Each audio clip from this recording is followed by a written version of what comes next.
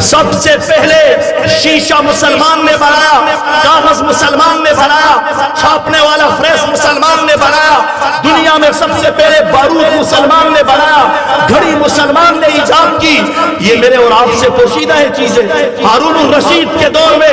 ایسا درخت بنایا اس دور کے سائنسدانوں نے، مصنوعی درخت ہے اور مصنوعی چڑیا ہے، اور اس دور میں پیٹرول نہیں تھا،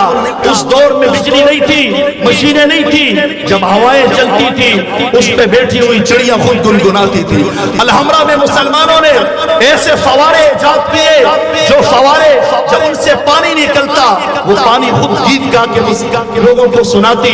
ایسے آج اس کو فاؤنٹین کہتے ہیں، آج جو جدید آلات کے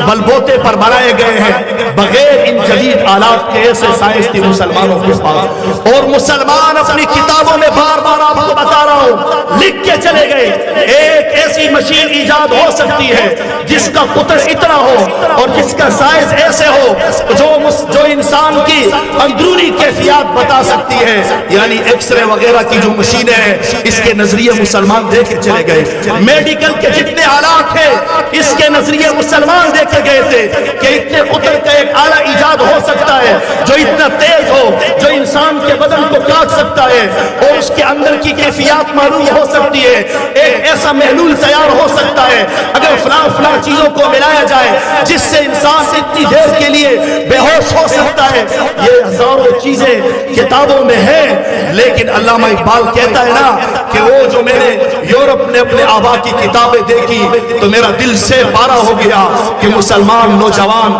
کن کے پیچھے چلا جا رہا ہے۔